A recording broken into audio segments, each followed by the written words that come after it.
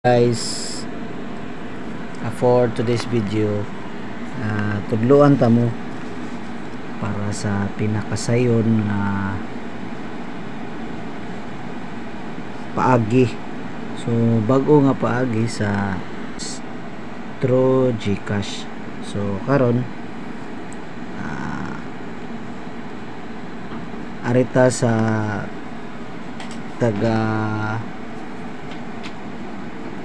kuan Camotes Electric Cooperative or kining gitawag og Silco.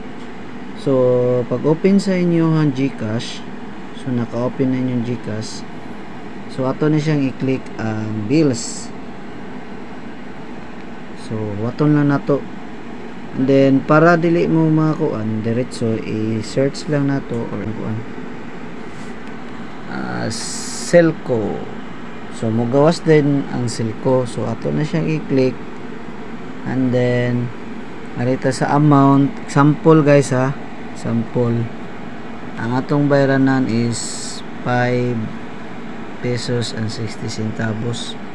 So sample na ni unya naa sa kuan upper left sa inyong bill na siya nakabutang nga account number. So muna siya i-butang din hiya. Sample ha, 324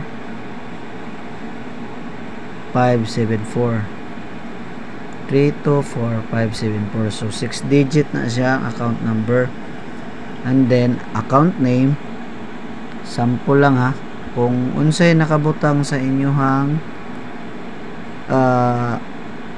bill, mausad ang ibutang din sa pagkuan sa pagbayad. So maura na siya guys.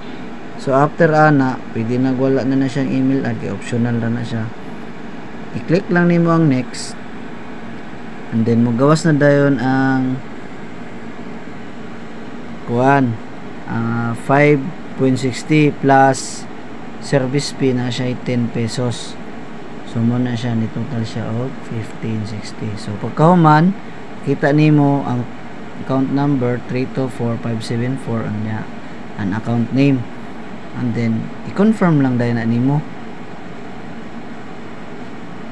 So process siya, so huwata nga ma-okay. So nakita nato okay na siya. So mao ni siya, imo na ni siyang itap ning arrow nga paubos para ma-save ang imuhang resibo. So ingon ana ra ka sayon ang pagbayad sa imuhang bills through GCash. So hope guys nga naamoy katunan sa ato ang gihimo nga tutorial. Thank you for watching. Have a nice day. God bless. Bye.